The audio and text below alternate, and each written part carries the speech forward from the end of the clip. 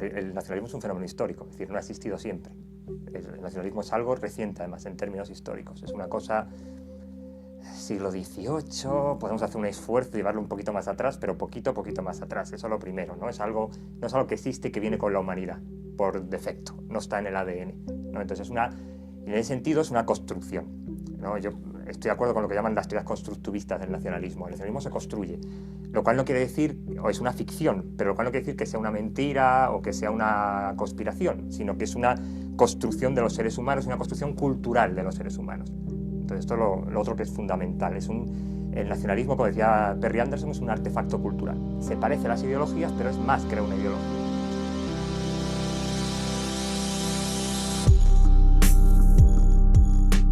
Es una visión del mundo que tiene que ver con el afecto por una comunidad que está asociada a un territorio.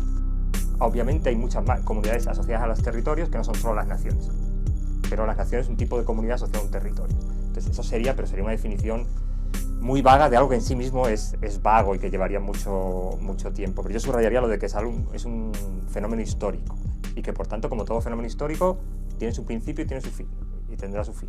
Eso también lo subrayaría. Sí, bueno, yo creo que lo significativo es que es un constructo, efectivamente. En relaciones internacionales hacemos mucha diferencia entre la nación y el nacionalismo.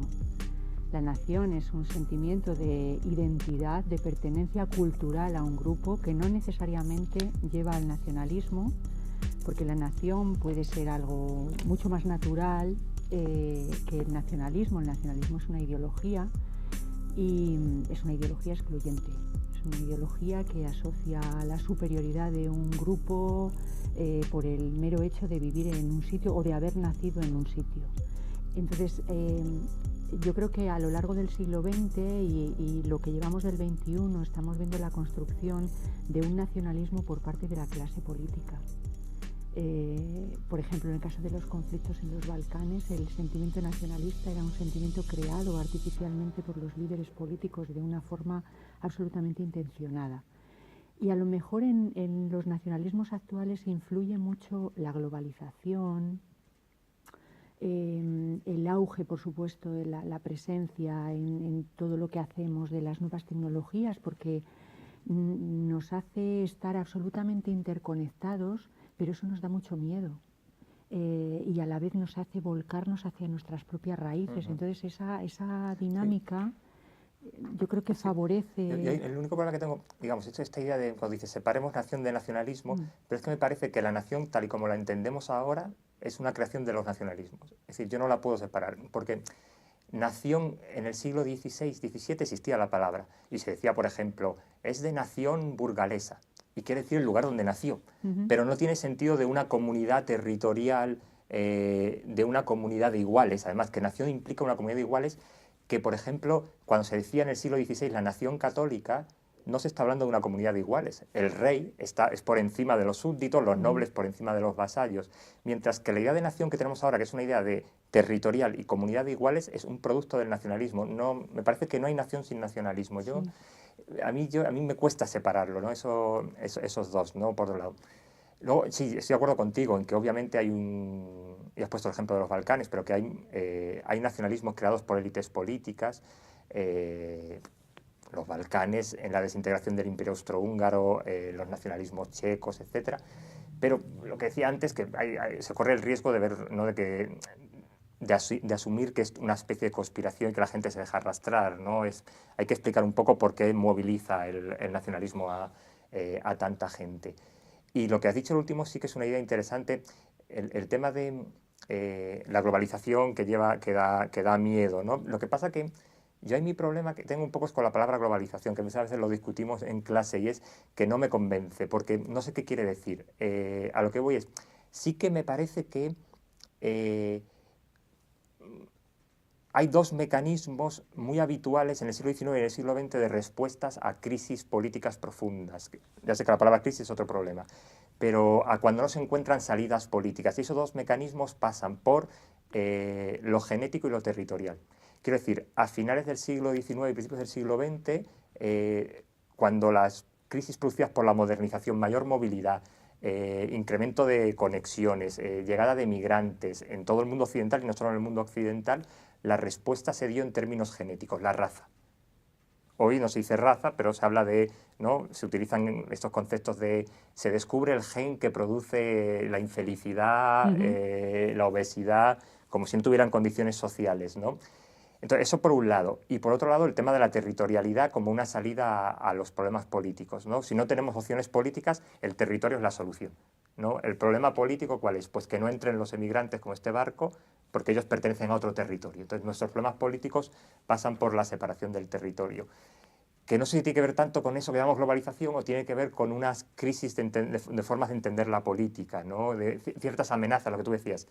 Amenazas que se sienten sobre la posición social, sobre la posición, sobre las expectativas de vida, sobre las formas de vida, se sienten amenazas por distintas transformaciones que llamamos globalización, que las englobamos así, que sería discutible, pero bueno, que las englobamos así, y frente a esas amenazas hay una respuesta en clave territorial. Me parece que es un poco lo que explica, sí, lo que tú decías, ¿no? Esta fortaleza del nacionalismo en los últimos 15, 20 años, ¿no? Sí, en Europa. Probablemente es la manifestación de una enfermedad social, Sí, no de solo un de la malestar. crisis, Claro. de la crisis económica y tal, ¿no? Sí, sí, Lo sí. que pasa es que, por ejemplo, a la hora de estudiar los conflictos internacionales,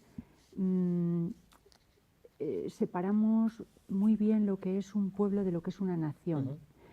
Y probablemente, igual que en el concepto de pueblo hay una evolución, porque el pueblo no es lo mismo como se le considera durante la Revolución Francesa, con el movimiento romántico o incluso con el marxismo, también con el concepto nación ha habido una evolución.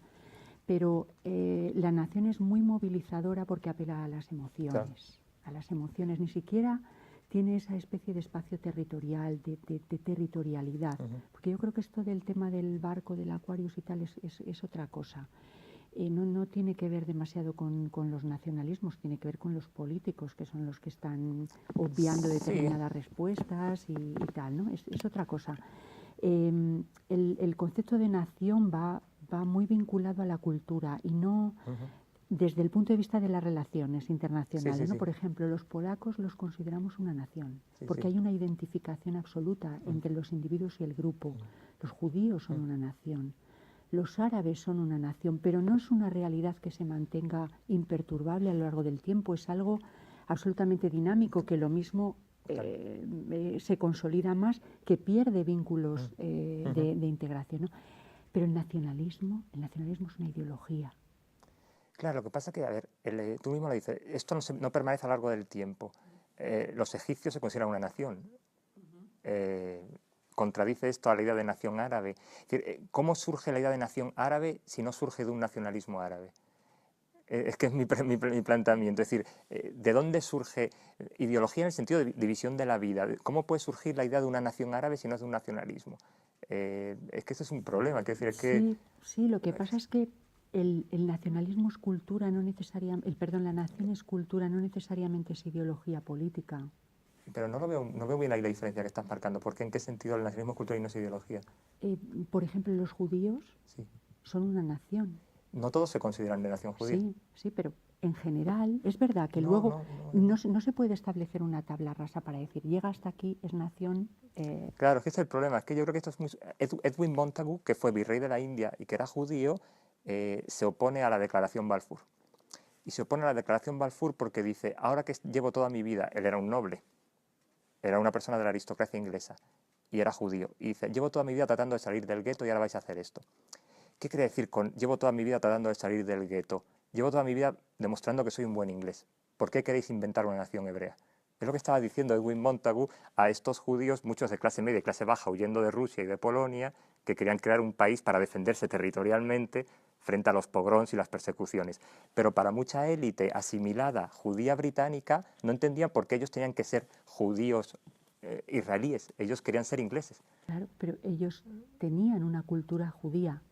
Lo que no querían era asimilar esa cultura a un espacio territorial. ¿Pero a qué te refieres con cultura judía? Tienen una lengua, una religión, unas tradiciones, tienen una serie de tradiciones en general. No, pero piensa, José, ¿cuál era su lengua? El inglés.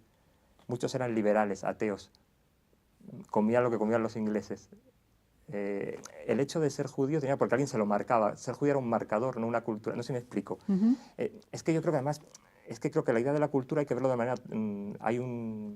Sheldon Pollock, que es un especialista en sánscrito, dice que las culturas son siempre transculturas y que no existen cajones. Entonces, no existe la cultura judía, la cultura cristiana, que son construcciones, y en ese sentido me parece que el nacionalismo se parece mucho a la idea de cultura, ¿no? Es decir, una idea de cultura española, cultura polaca, cultura catalana, es una idea construida. Quiero decir, ¿en qué sentido es una idea construida?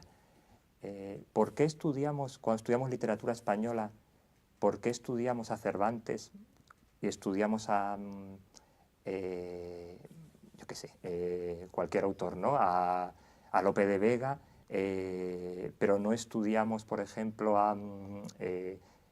estoy pensando en poetas árabes medievales que escribían en árabe y que eran de la península ibérica? Porque hemos decidido que existe algo que es cultura española, que es la que se expresa en un idioma, que es la que obedece una tradición histórica, pero hay otras miles de hilos históricos que se cortan en el mismo territorio y que podían formar parte de esa cultura. Quiero decir, ¿y eso quién lo ha hecho?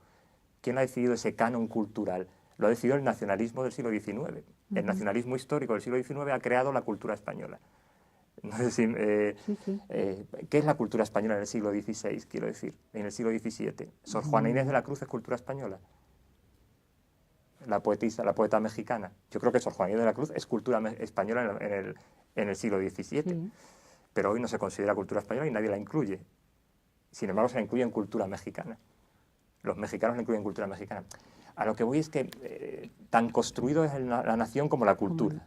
Y que me parece que están imbricados que no hay pueblos objetivos, eso es a lo que voy. Que no existe, el pueblo polaco existe, sí, porque los polacos creen que forman el pueblo polaco. Sí, pero probablemente el nacionalismo lo que cree es que sí que hay esos pueblos. Claro, claro. Absolutamente puros. Claro, obviamente, claro. Esta es la definición del nacionalismo, creen esa pureza de esos pueblos.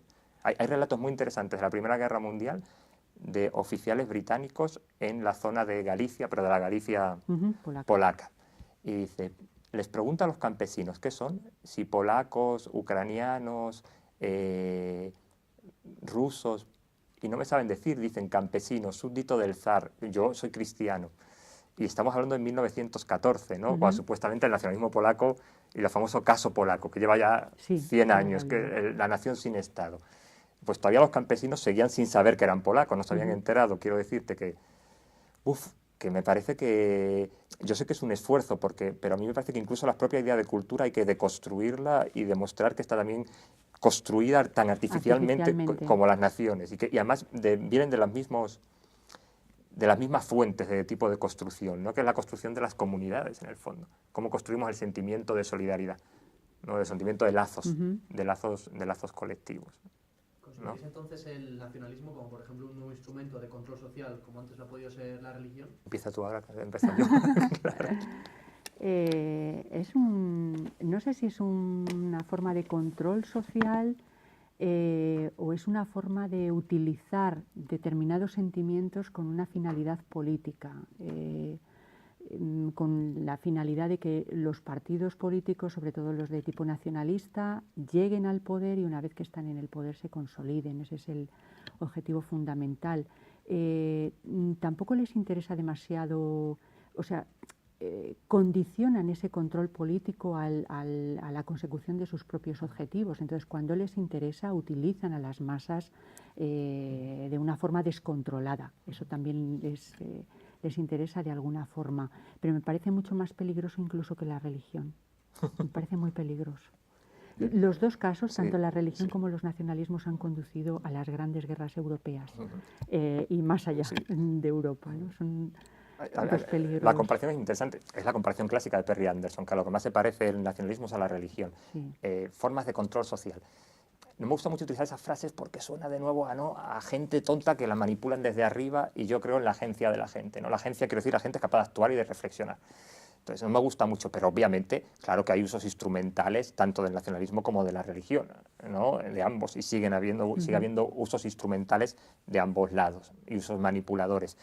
Ahora, quiero decir, que alguien hable en nombre de la nación, tenemos que pensar que para que eso tenga éxito tiene que haber un sentimiento de pertenencia previo, ¿no? Nadie puede llamar en nombre de la nación X si nadie se siente identificado con esa nación. Entonces, por eso el sentimiento tiene tanta fuerza. Siempre se apela al pasado, siempre hay un pasado Hay al un que pasado. recurrir, incluso aunque las personas de ahora no se identifiquen Claro. en absoluto con las que compartían esa misma posición en el pasado. Pero esa ficción, ese relato tiene que tener cierta verosimilitud. Ujú. No te pueden apelar al pasado, yo qué sé, no sé, si pensando en cualquier cosa absurda, ¿no? Pero de repente que nos llamen a nosotros en nombre de los lusitanos o pastores lusitanos, ¿no? Pues no, eso no va a funcionar. O sea, tiene que tener cierto grado de verosimilitud.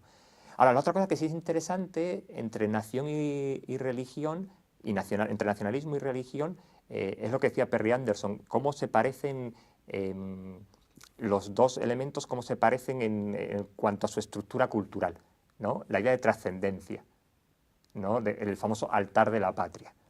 Las naciones tienen altares, banderas, desfiles, procesiones, ¿no? Hay toda una especie de idea mística, hay un cuerpo místico de la nación, como el cuerpo místico de Cristo. Hay una comunión. De hecho, se habla a veces de comunión, la idea de solidaridad y fraternidad de la gente como si fuera una comunión nacional, ¿no? Los muertos por la patria. Es decir, hay toda una liturgia nacionalista, como decía Anderson, que es muy parecida a la liturgia religiosa. Y en ese sentido son concomitantes. En ese sentido, a veces fueron competencia, pero claro, tienen muchas maneras, muchos vasos comunicantes en los cuales se pueden filtrar, porque es un lenguaje cultural muy parecido, hay un patrón cultural muy parecido en ambos, ¿no? Que en otras ideologías no hay. Claro, hay un cierto adoctrinamiento desde la más tierna infancia. Ah, claro. O sea, en cuanto se empieza un proceso de socialización en la escuela o tal, empieza ese proceso de adoctrinamiento. Incluso yo creo que alguna vez hemos visto en clase el documental que se titula Promises, que lo hace un judío americano, creo que es, y se ve perfectamente cómo el papel que desempeñan los movimientos de liberación o determinados partidos, determinados grupos sociales, cómo utilizan las canciones, la religión, incluso las tradiciones, las costumbres y tal, como en los niños pequeños, como una forma de perpetuar ese lenguaje, ¿no?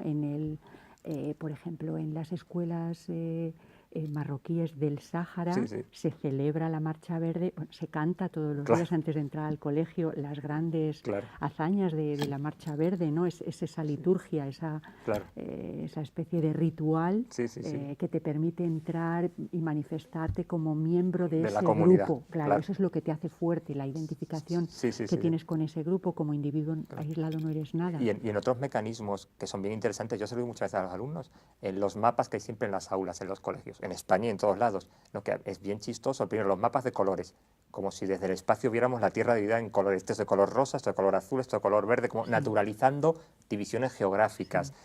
Yo me acuerdo el propio tamaño de los países. El tamaño de los países, pero ese mapa de España donde estaba recortado Portugal, no existía Portugal. ¿Cómo ha pasado esto, no? Se está naturalizando que existe una realidad geográfica que es España, que no existe como entidad geológica, no existe tal cosa, ¿no? Entonces, los mapas, digo, y que se hace hasta inconscientemente, no es el objetivo de manipular, es que se da por hecho los mapas con colores, las noticias. Todos vemos cómo son las noticias cuando dicen ha habido un volcán en tal sitio, no hay víctimas españolas, ¿no? Se está creando, lo que tú decías, el sentimiento de identificación y de lazo comunitario, con lo cual yo me tengo que preocupar más por una víctima porque tiene mi nacionalidad, a la que no conozco igual que al resto de víctimas, ¿no? Entonces, estos son los mecanismos que producen estos lazos comunitarios, o lazos de solidaridad horizontal, porque en el fondo la nación... A ver, uno de los éxitos de la nación, tú decías, apela a lo emocional, es verdad, pero además otra cosa que tiene exitosa la nación es que construye la ficción de un mundo de iguales. Y eso también le da mucha fuerza, ¿no? Es una solidaridad horizontal, y por eso también tiene tanto éxito esa idea de nación, ¿no? No es una idea jerárquica del mundo. Sí, es casi una idea marxista, ¿no? Yo diría que no más que marxista, es una idea de igualdad moderna. De igualdad moderna, ¿no? Desde la Ilustración en adelante, ¿no? Entonces, y esto es atractivo, somos todos iguales, no una idea de cuando no somos iguales, entonces, pero la nación se empeña en la ficción de la igualdad, ¿no? En el relato de la ficción de la igualdad, ¿no? Pertenecer a ese grupo nos hace a todos iguales. La demostración son las selecciones deportivas, ¿no? El millonario que juega por ti, tú te sientes identificado con él cuando está en el campo de fútbol. Ahora en el Mundial lo vamos a ver, todo ese despliegue de nacionalismo, ¿no? Es que es así. Estoy comentando muchas diferentes visiones que tiene el nacionalismo. Entonces, ¿qué premisas podéis establecer como principales? Por ejemplo, un nacionalismo radical, un nacionalismo moderado? Uy, no sé si hay nacionalismos moderados. Y yo no sé también si esos adjetivos hay que tener cuidado con ellos, Sí. porque cada década cambia, ¿no? De repente, ¿cómo se llama este hombre? Jerry Adams. Jerry el de Adams. Lira. Ajá. Era un terrorista sanguinario y se Sí, convierte en en un un hombre de caballero Estado, respetable y moderado sí. y un hombre de Estado. Yo tendría cuidado con los adjetivos. Yo Sí. no sé, no me estoy de acuerdo con María José, no sé cómo Sí, hacer para... sí, porque es muy fácil, Sí. el discurso político Sí, sí. es capaz de manipular esos límites de Sí, la sí, sí. moderación y llevarlos hasta, Sí, sí, sí. hasta los puntos más radicales. Claro, Es uno, muy eso. sencillo. Y dos, lo vemos cuando vemos los medios sobre... en las primaveras árabes, en el mundo árabe y tal, se está dialogando con los liberales, los moderados, y nos dicen, ¿Quiénes ¿qué son quieren estos? decir? ¿Qué Sí. quieren decir? ¿Qué prismáticos se han puesto? ¿Qué lente, Sí. qué lente han cogido? Sí, o incluso en el caso de Siria, la oposición. La oposición, ¿quién es la oposición? Claro. ¿Qué ¿Cuántas oposiciones entra hay? ahí? ¿Quiénes están dentro de la oposición? Entonces, no creo que pueda darse una clasificación de No, es difícil, es difícil. entre moderados y más radicales. Claro. Depende. Sí, en una coyuntura uno puede, este grupo tomó una posición más radical, de ruptura, este no, vale, pero hay que ver caso por caso, coyuntura por coyuntura. No me atrevo a decir un paradigma, un parámetro concreto para hacer. ¿Por qué comentáis esto de conceptos tan confusos como son los que estáis comentando? ¿Qué errores creéis que están cometiendo los medios y cómo podrían mejorarlo un poco? Primero, un medio es una empresa. Claro. ¿Vale? Ese es el objetivo fundamental, es maximizar beneficios, que lo llaman. ¿Vale? Lo de menos es, y trabaja con mercancías, lo de menos es cómo se construyen esas noticias, qué carga, qué contenido llevan esas noticias. Eso es muy difícil que se lo plantee el periodismo actual, tal y como está. Entonces, lógicamente, Al Jazeera es propiedad de alguien que está interesado en lanzar ese tipo de discursos, y ese discurso es receptivo en gran parte, en algunas partes del mundo árabe. Entonces, el problema probablemente de los medios de comunicación es la excesiva, en primer lugar, la excesiva carga de información política. O sea, es una saturación, es como algo que se retroalimenta. O sea, las noticias, las fuentes de las noticias son los políticos para hablar a su vez de los políticos para lanzar un mensaje político. Entonces, eso no siempre es interesante. No siempre hay algo que decir sobre temas políticos, ¿no? Por ejemplo, el desconocimiento que hay, ahora lo vemos con el caso del Aquarius, pero el desconocimiento que hay sobre cómo llegan las pateras, cuál es la situación en Libia. ¿Hace cuánto tiempo que no vemos información de Libia en los medios de comunicación? Sí. ¿Qué medio de comunicación tiene dinero para tener a un corresponsal o a un enviado especial en Libia? Si no es rentable la información internacional, no le interesa a nadie. Entonces, yo creo que hay una infravaloración del periodismo. El periodista se ha convertido en una especie de manager económico, y hay una degradación total de un trabajo tan bonito que en definitiva se basa en construir historias y en contar, en ser un intermediario de la verdad, no estar de un lado o del otro, ni practicar el sectarismo, que hay muchísimo sectarismo también en los medios de comunicación. Entonces, todo el problema de la falta, por ejemplo, de información internacional, la falta de calidad en la información internacional. ¿Quién hace la información internacional?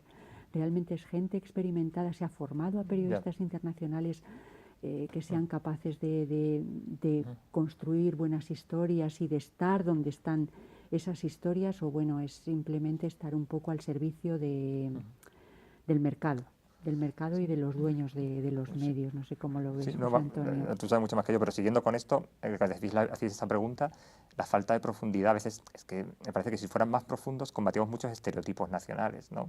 Y estereotipos sobre el otro, ¿no? Que si fueran más profundos, lo que tú has dicho, cómo está la situación en Libia, etcétera, preguntarnos esto, ¿no?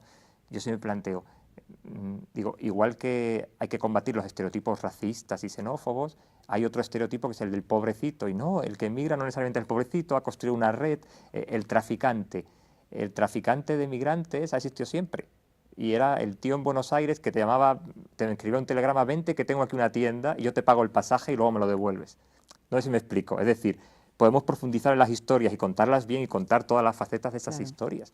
Y me parece que en todo caso lo que tenían que hacer los medios, estoy totalmente de acuerdo con María José, es profundizar profundizar en ese relato, profundizar en el relato para no ofrecer caricaturas, básicamente. Yo creo que el mejor antídoto contra el nacionalismo es no ofrecer caricaturas, ¿vale? Yo creo que es un poco esto. Sí, no pero vamos, tú lo conoces mucho mejor que yo. Ni nada por el estilo. Entonces la situación es pésima en los medios. Claro. O sea, antes, cuando no existía Internet, decían, no, bueno, claro, es que hay que seleccionar la información internacional porque las páginas son limitadas. Internet es ilimitado y siempre vemos las mismas noticias y además hay este fenómeno ahora tan curioso del infotainment, que hay veces que no sabes si estás leyendo información o estás leyendo entretenimiento amarillista, porque te lo colocan como tercera noticia en la página web de un periódico.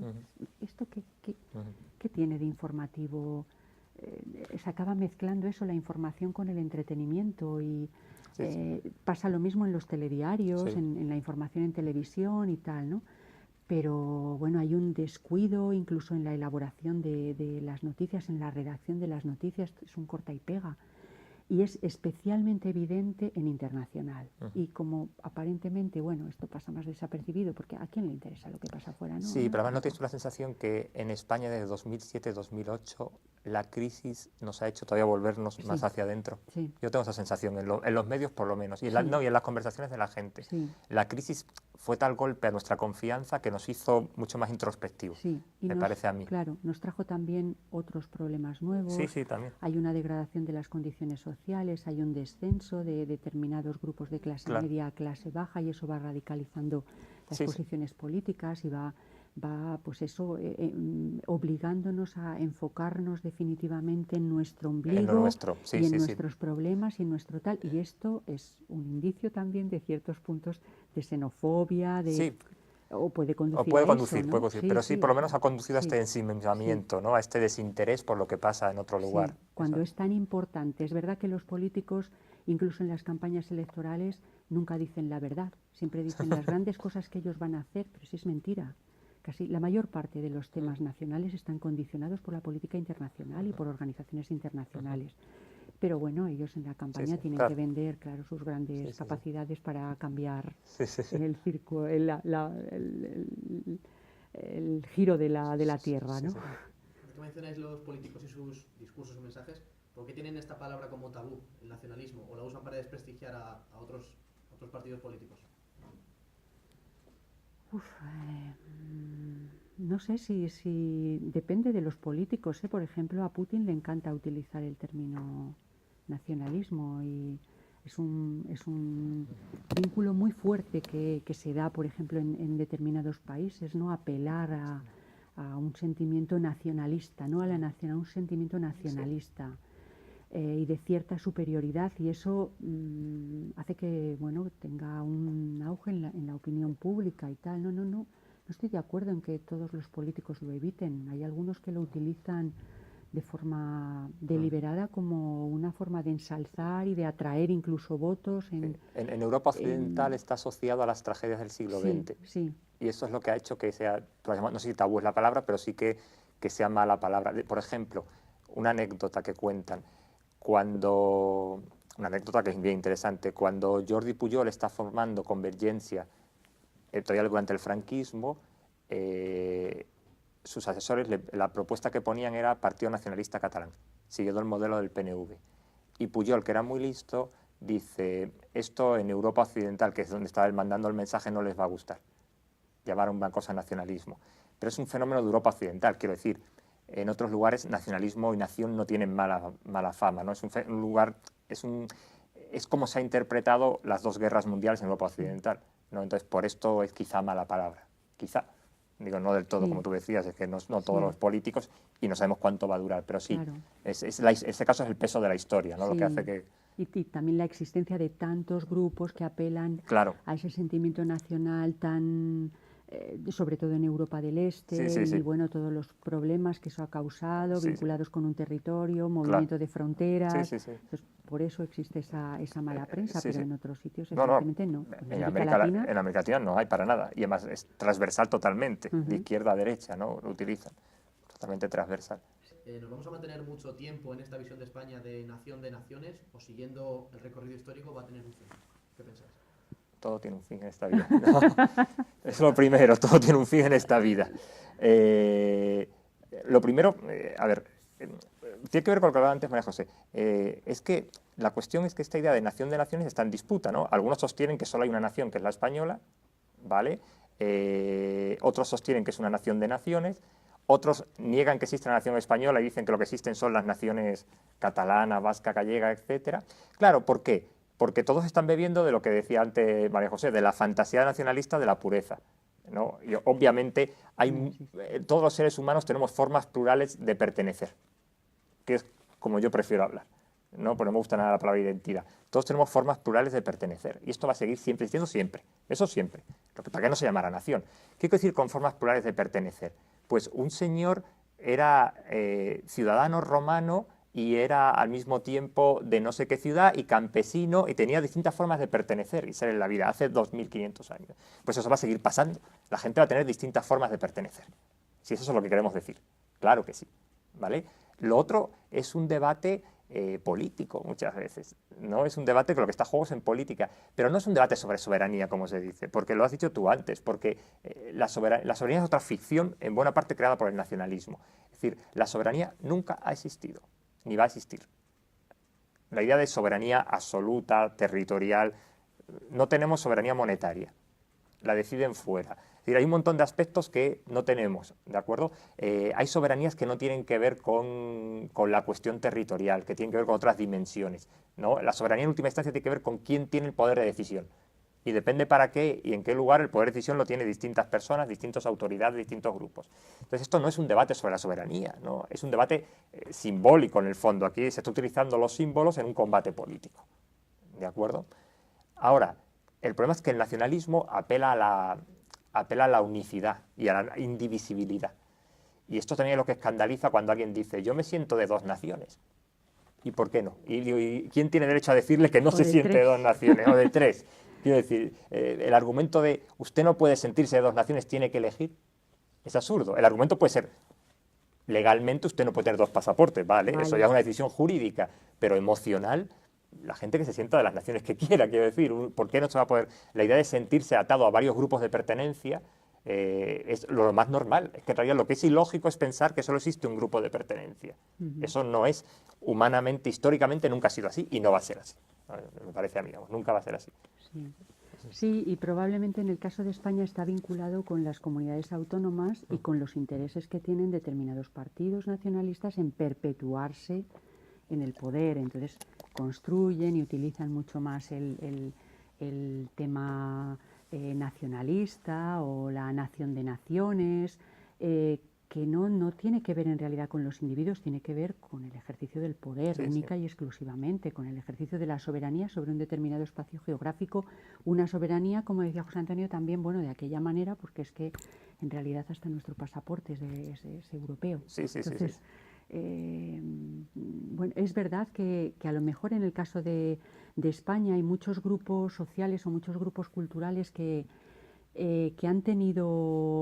han vivido una dinámica a veces que se ha favorecido por parte del poder político, por ejemplo, que se estudie en un idioma y que sea excluyente, ¿vale? Que se penalice la utilización de otro idioma dentro del colegio.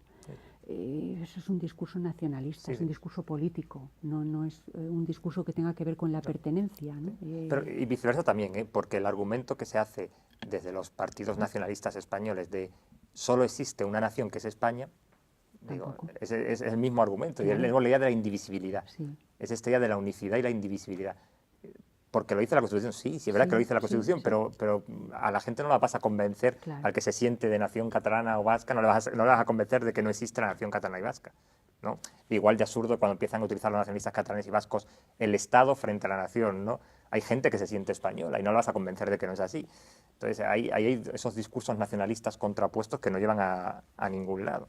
Y que, por otro lado, decir que existen varias naciones no alteraría el poder y la soberanía, el real, digamos, el ejercicio del poder real, que es otro debate. Claro, si no se utiliza de una forma excluyente. Claro. No, pero es que yo creo que el argumento tendría que ser pasar a un debate que fuera cómo queremos pertenecer y no al debate qué somos. Pero es que es muy difícil pasar a ese debate, pero el debate, dejar del debate de qué somos, y empezar el debate de cómo queremos pertenecer, de qué forma queremos incluirnos, o no. Pero digo, ese tendría que ser el debate, que sería un debate más tranquilo, me parece a mí. Sí. Pero no lo veo. Pero... Me parece que electoralmente no vende ese José Antonio. No, porque claro, es mucho más apasionado el otro, es más apasionado el otro que somos, pero es más interesante, me parece a mí más productivo el debate de cómo queremos pertenecer. Sí, y desde luego mucho más útil y mucho más clarificador, menos excluyente y mucho más integrador y transversal. Sí, claramente. ¿Cómo queremos estar aquí dentro, en esta comunidad? Sí. O no, a lo mejor no queremos estar en la comunidad, pero planteemos el debate en esos términos, no un término esencialista. No quiero estar en esta comunidad porque es que soy tal cosa, ¿no? Claro. No quiero estar en esta comunidad porque me excluyen, me machacan, vale, pero entonces es otro el debate. Incluso en los primeros debates de la Constitución, acuérdate en lo de las comunidades históricas. Sí. Como históricas. O sea, en el País Vasco se juraba lealtad en castellano al rey de Castilla, o en todo caso al de Navarra. Sí, pero aparte, pero mejor es que aparte eso juega en la ficción de la famosa idea de los pueblos con historia y sin historia, que todo el mundo tiene historia, ¿cómo que es esto de que no, que hay comunidades sin... Pero eso fue una concesión precisamente para no reconocer lo otro, ¿no? Para no reconocer la idea de que, y esto es cierto, que hay una serie de territorios dentro de España donde hay un sentimiento nacionalista fuerte. Por eso vuelvo al principio. ¿Hay una nación catalana? Yo creo que sí, porque hay un nacionalismo catalán. Es que es la única explicación que tengo. Es decir, porque como creo que la nación es el producto del nacionalismo, pues si hay nacionalismo es porque hay nación. No sé si me explico, ¿no? Es una explicación circular un poco, ¿vale? Es decir, hay nación en el momento que hay nacionalismo, ¿no? Porque el origen no es al revés. No es que aparece la nación y luego viene el nacionalismo para defender la nación. No, aparece el nacionalismo y crea la nación, yo creo. Que es básicamente, lo crea sobre algo, sobre unas bases reales, pero es el nacionalismo el que crea la nación. Entonces, si existe el nacionalismo catalán, existe la nación catalana, ¿no? Y España existe también porque existe un nacionalismo español. No existe por otras cuestiones. Es decir, España la crea un nacionalismo español, que es el de las Cortes de Cádiz. Empieza a crear una nación española, una idea moderna de nación española, ¿no? Por eso casi vuelvo ahí al principio, ¿no? Para que nos cuesta reconocer esto, ¿no? A los dos lados, le cuesta reconocer, porque unos tendrían que reconocer el hecho artificioso y construido, ¿no? Y otros tendrían que reconocer que existen otras formas de pertenencia y de sentirse, ¿no? En definitiva tendrían que reconocerse mutuamente, claro. y tanto uno como otro son excluyentes. Sí. Rápido. Y es preocupante, ¿no? Porque en su planteamiento Cataluña es una colonia. Está ocupada militarmente desde que perdió la guerra con España en 1714, curiosa interpretación de la historia, una colonia ocupada militarmente, y hay que jugar la carta de Kosovo. Lo que dice él, hay que conseguir que la situación en Cataluña sea parecida a la de Kosovo y que obligue a la comunidad internacional a intervenir. No conocía las declaraciones de Borrell. Yo tampoco. Pero el otro día... un profesor de nuestro departamento escribía una columna en El País sobre las vinculaciones y las que había tenido un movimiento catalán con el Tercer Reich y cómo había buscado el apoyo del Tercer Reich en su día y bueno, utilizaba unos argumentos curiosos, ¿no? Sí. No sabría yo muy bien qué decir, no tengo yo nada claro cuál es el propósito. Yo creo que el caso de Cataluña es un problema que va a durar bastante tiempo y que sinceramente yo no le veo una solución fácil. Es más, creo que está dando alas también a otro tipo de movimientos, incluso en el País Vasco y tal. No sé, no soy capaz de opinar ahora mismo sobre Quim Torra, sus propósitos, si busca el argumento de Kosovo. Y bueno, en cualquier caso, claro, cuando se comete un disparate del tamaño de Kosovo, pues das lugar a que se repita muchas veces, y Putin el 1 de octubre ya lo dijo, oye, no permitisteis Kosovo, pues seguid ahora alimentando esta historia, ¿no? me sobrepasa el tema de Cataluña, no... Yo tampoco, pero digo, más allá del personaje Torra, el tema es que a mí me parece que eso estaba antes que él, la estrategia, no Kosovo, la estrategia de internacionalización. Pues ya lo Puigdemont lo intentó, Por claro, eso pues, se fue, claro, y claro, Artur Mas, y las embajadas... claro, pero estaba esa estrategia por una cuestión. Me parece a mí que la independencia de un territorio en el siglo XX necesita intervención externa. No se han dado independencias de territorios sin intervención externa, ni en el siglo XX ni en el siglo XIX, me atrevería a decir. Pensar desde la independencia de Grecia, tuvieron que intervenir las potencias. Es decir, ellos eran plenamente conscientes que sin intervención externa no iba a haber independencia. Entre otras cosas porque necesitan un mínimo reconocimiento. Claro, pero incluso antes del reconocimiento tienes que tener apoyo y luego el reconocimiento. Entonces esa estrategia estaba ya clara.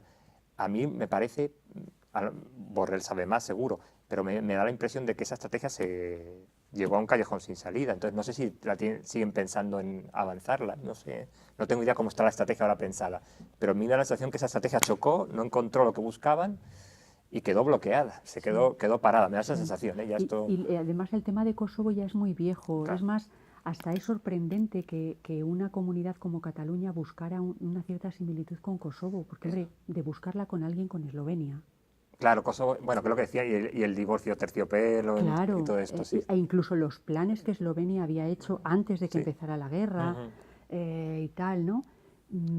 Parece un ejemplo como mucho más educado, más moderado. Claro, y Eslovaquia lo hablan con lo del divorcio terciopelo en Eslovaquia, pero sí, Kosovo además, que la primera parte del Kosovo vive a base de transfusiones de sangre externas, quiero decir, no creo que sea el modelo que tenga en Cataluña en la cabeza, yo creo que no. Pero no sé ya... Y desde luego esperemos que Quim Torra no se parezca nada al presidente de Kosovo. Pues este tampoco es muy brillante. Bueno, el presidente de Kosovo tiene causas penales serias, ¿sabéis? Muy serias. ¿Qué consiste esto que habéis mencionado del divorcio de terciopelo? Cuando Checoslovaquia se separa, se rompen dos, la República Checa y Eslovaquia, se llama divorcio de terciopelo porque no hay conflicto violento ni nada. Pacífico. Vale, pero hay cuidado, pero lo que no se tiene en cuenta es que el contexto superior. ¿Qué quiero decir con esto? La separación de Checoslovaquia, el final de Checoslovaquia como país, aunque no es violento, es acordado y es pacífico, está en un contexto de hundimiento de un imperio que es el Imperio Soviético. Esto lo hay que entender, y después me refería antes que no ha habido independencias y separaciones sin factores externos muy fuertes. Cuando se hunde la Unión Soviética se desmembra todo esto. Sí. Pero incluso socialmente yo creo que tampoco los eslovacos estaban muy pro independencia. Y la República Checa mucho más rica. Claro, en cuanto se plantea el tema, Václav Havel dice... Sí. Perfecto, lo que queráis. Sí. No vamos a plantear ningún problema. Además, era un tema recurrente incluso dentro del Imperio Austrohúngaro y tal, ¿no? Por eso se llama de terciopelo. Claro. Y en el caso de Eslovenia, porque la guerra de Eslovenia duró 10 días, porque no había prácticamente población serbia viviendo en Eslovenia, pero es muy interesante, por ejemplo, analizar todos los planes que habían iniciado ya desde el año 87, 88, 89 los nacionalistas eslovenos para separarse ojo, llamados nacionalistas, en realidad eran aparachic de la Liga Comunista Yugoslava, que era el único partido que había. Pero eso pasó en muchos antiguos países comunistas. Claro, ¿no? La verdad es que en los 3 países comunistas, incluso considerando a Yugoslavia, aunque no formara parte del bloque, una vez que desaparece el comunismo, los 3 explotan. Claro. La Unión Soviética, Checoslovaquia y Yugoslavia. Claro. ¿no? Lo que estoy diciendo es que las separaciones, sean pacíficas o violentas, no han dado, me da igual que sean pacíficas o violentas, las separaciones desde la independencia de las 13 colonias de Estados Unidos hasta ahora, tendría que buscar casos. 99% hay intervención externa de por medio. Ahora, que sean pacíficas o violentas ya es otra cosa. Hay muchas son violentas y algunas pacíficas, pero tiene que haber intervención externa. Quiero decir, Brasil se separa pacíficamente de Portugal, ¿sí? Pero previamente Napoleón ha invadido la península ibérica. Eso es a lo que voy. Esa es pacífica, pero otras son violentas y también hay intervención externa, ¿no? No estoy hablando de que no garantizan ni una cosa. No, yo creo que a lo mejor no se ha interpretado bien lo que dijo José Antonio, es que el contexto de la separación de Checoslovaquia es un contexto muy amplio donde se está desintegrando todo el bloque del este. pero no es que... No es un contexto aislado. Claro, no se puede entender de ese, manera aislada claro. la separación de Checoslovaquia. Hay que entenderla en un contexto que sí es violento en muchos casos, no es todo el rato, como Yugoslavia, etc. Esa es la idea. Y volviendo un poco a la Unión Europea, los 2 últimos años ha sido el auge de los nacionalismos en Europa. Por ejemplo, en Austria acaba de ganar el Partido de la Libertad, en Alemania la Alternativa por Alemania consigue entrar en el Parlamento, el Frente Nacional de Le Pen que consigue llevar a la segunda vuelta de elecciones. ¿Cuáles serían las causas de todo este auge? A ver, se dice que todos aquellos estados que han pasado por un nivel determinado de casos de corrupción, por crisis económica, en todos ellos se está viviendo esa situación de tal, ¿no? España tiene los 3 problemas y sin embargo no se da ese auge. Yo no sé si es consecuencia de la crisis económica, de la insatisfacción social que existe hacia la clase política, de la falta de referentes políticos, de la falta de valores probablemente también. Es decir, es una manifestación, la aparición de esos partidos es como el nacionalismo, es una manifestación de una enfermedad social, de la crisis es una especie de agotamiento de nuestro sistema, de este sistema que nos hace felices cuando entramos en un centro comercial, claro, esta especie de religión del consumo, ¿no? Y la falta de satisfacción, la falta de referentes probablemente, pero no los... Es complicado porque además, como has dicho, auge del nacionalismo en los últimos 2 años, bueno, vamos a ver, digo, yo como soy historiador, dentro de 100 años lo vemos, que no lo veremos, pero digo, dentro de 100 años, si es así, por eso digo que primero es difícil de percibir el fenómeno, luego lo que tú has señalado que es muy interesante, mucho más fuerte estos partidos xenófobos en el norte de Europa, en la Europa rica, los que menos les ha afectado la crisis que en la Europa del sur, con excepción Grecia, Amanecer Dorado, Italia ahora, pero en la Italia del norte, sobre todo, más fuerte. Con lo cual es un fenómeno muy complejo de decir exactamente, no lo que tú decías, ¿es la crisis económica? Bueno, pues Portugal y España no han aparecido. Entonces es complicado saber exactamente si es solo el impacto de la crisis económica. Hay más fenómenos. Claro, la llegada de refugiados y de migrantes ha tenido un impacto, pero tiene que haber más otras cosas, ¿no? De lo que tú dices, este malestar moral, por llamarlo de alguna manera, esta crisis moral, fenómenos de desafección política muy complejos, y habrá que ver también por regiones dentro de, ¿no? Por áreas dentro de la Unión Europea, ¿no? dentro de Europa, ¿no? Pero también es verdad que Europa se ha mostrado muy débil y con una falta de iniciativa en estos temas, se ha mostrado rehén de los países del este, de los más radicales. ¿Por qué? Pues probablemente el origen está en el propio proceso de integración de estos países. Fue un proceso de integración política que no sufrieron desde luego todo lo que tuvo que sufrir España, de negociación, de concesiones y tal. Bueno, se los admitió sin cumplir gran parte del acervo comunitario, sin tal, porque había un interés político y un interés económico, lógicamente, en ampliar mercado y en estabilizar de alguna forma esos países frente a Rusia. Y ahora esos países plantan cara. Víctor Orbán o los polacos plantan cara a la Unión Europea y directamente dicen que no cumplen los requisitos. Y Europa tampoco reacciona de ninguna manera. La falta de liderazgo en Europa es también otro síntoma. ¿Y podríamos llamarle nacionalismo a ese sentimiento de ser europeo, por ejemplo, tras el Brexit? Ojalá. Esta mañana escribía Javier Moreno Luzón un artículo en El País donde defendía un patriotismo europeo a la Habermas. Pero es una posición muy de pensadores y de filósofos y de habitantes cosmopolitas de las grandes ciudades, pero no me atrevería a decir que todavía es nacionalismo, quiero decir, no me atrevería. No lo es.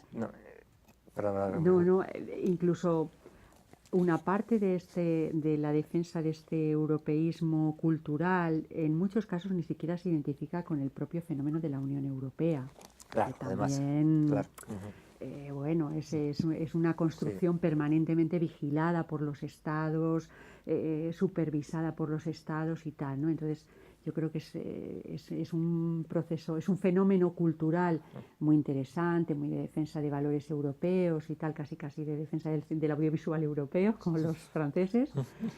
Pero bueno, es una postura de muy defensa selectivo. digamos, valores cosmopolitas, Sí. más que un nacionalismo, ¿no? De la idea de un cosmopolitismo como forma de entender la vida para ciertos sectores urbanos. Es muy significativo Londres, estudiantes universitarios que están en Erasmus, por ejemplo, grupos que defienden ese tipo de posturas, ¿no? Me parece más que lo que tú decías, más que amor a la Unión Europea o la idea de construir un Estado europeo, ¿no? Es otra cosa en ese sentido, me parece, que todavía es muy pronto para decir eso. Retomando y para acabar, Cataluña y España, en el siglo XIX había en Cataluña un sentimiento de doble patriotismo. Querían constituir una España como una república federal. Es algo que también con la entrada de Pedro Sánchez al gobierno se está barajando. Si se tomara esta decisión, ¿qué efectos podría tener y si sería una solución viable para este conflicto catalán? Los historiadores. A ver, en el siglo XIX el nacionalismo catalán surge muy tarde en el siglo XIX, muy tarde. Lo que hay es un regionalismo, lo llaman ellos, utilizan las palabras que utilizan ellos. La defensa de la República Federal entre los republicanos españoles es muy pequeñita. Hay grupos que defienden la República Federal, ¿no? Y se llega a instaurar, como sabéis, un periodo de República Federal en el siglo XIX.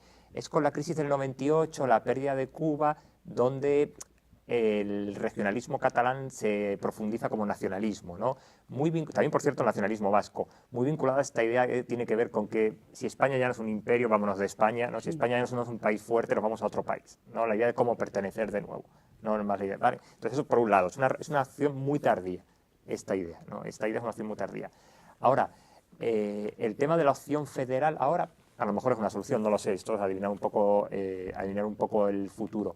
Hay que pensar, por otro lado, que nacionalistas vascos y catalanes han sido muy renuentes a la opción federal porque la opción federal implica igualdad.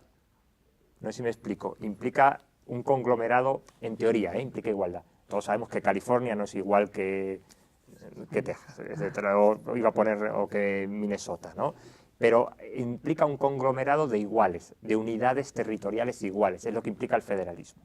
¿De acuerdo? Entonces acordémonos cuando Maragall hablaba de federalismo asimétrico, cuando desde el PNV se hablaba de Estado libre asociado, soluciones confederales, porque entienden que el problema del Estado federal, no digo que no sea una solución, pero para los nacionalistas, ¿no? Sobre todo, ahora me voy a contradecir, los más duros, digamos, para los nacionalistas, un Estado federal es un reconocimiento de igualdad que va en contra de su premisa, que es que Cataluña es una nación, el País Vasco es una nación, España es una nación, pero no puede ser equiparar Cataluña y el País Vasco a Extremadura o Murcia. Y un Estado federal lo que haría sería 17 Estados federales, comunidades equivalentes. Y ellos hablan de que no hay equivalencia. Ahora, eso es una posición ideológica. Luego está la práctica política, y a lo mejor en la práctica política funciona. ¿No? De hecho, a ver, vamos a decirlo también, desde que empezó la transición hasta ahora, España ha ido avanzando hacia el federalismo, aunque no se le llame así. ¿No? En el fondo es eso lo que ha pasado. No lo queremos llamar así, pero es eso. ¿No? España es mucho más federal que Italia, que Portugal o que Francia. ¿Vale? Aunque no sea tan federal a lo mejor como Estados Unidos o Alemania, pero va en ese camino. Sí. Bueno, habría que ver también si esa es la solución, porque desde luego Alemania es federal y sin embargo los de Baviera siempre están reclamando la opción de independencia y tal, incluso, ¿no? Quebec en Canadá. Nunca hay soluciones definitivas. Esto hay que entender que siempre va a haber inestabilidad. Lo que hay que buscar es marcos del juego que permitan canalizar esa inestabilidad. Convivencia. Entonces, en la práctica, ¿qué cambio habría ante federaciones, comunidades autónomas? De grado, yo entiendo nada más. Es una cuestión de grado, de matices. Cambiar el Senado, no es mucho más que eso.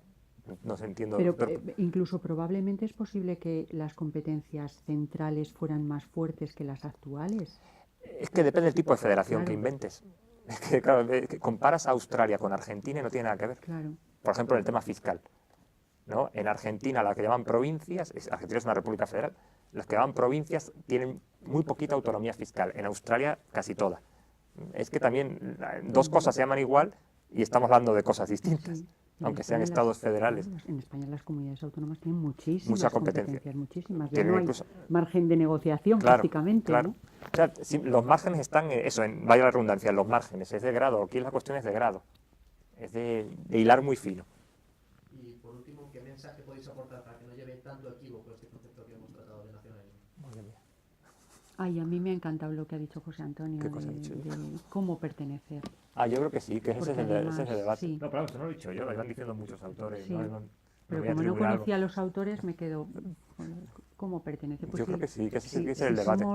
somos frontera, no hay España es un territorio frontera, por aquí ha pasado todo el mundo, somos Claro. mezcla total y absoluta, Claro. todos llevamos en nuestros genes la transversalidad de todos los pueblos que Claro. han pasado por aquí, entonces, no sé, a mí el nacionalismo me parece una cosa muy pobre. Me parece un empobrecimiento cultural, personal. Sí, a mí me parece un empobrecimiento epistemológico. Quiero decir, nos mata la imaginación política. Sí, Pensamos que la única manera de hacer política es construyendo un Estado territorial. Y no se ha hecho así a lo largo de la historia de la humanidad. Ha habido muchas formas de hacer política que no tienen que ver con un Estado territorial y un Estado territorial de grupos culturalmente homogéneos. ¿Por qué? ¿Por qué la gente tiene que convivir con el que es igual? Eso me refiero a que epistemológicamente mata la imaginación política. ¿Por qué mi vecino tiene...? Pensemos en una vivienda, un bloque de vecinos. Todos mis vecinos tienen que ser varones de 1,80 m con gafas. No tendría sentido, ¿no? Nos parecería absurdo. Bueno, pues eso es un poco ese absurdo epistemológico es el que vive el nacionalismo. Esa ficción de la idea de iguales que tienen que vivir bajo un Estado territorial. sí, ya todo esto sin meterle el componente económico, Sí. de clase social. Sí, sí, sí.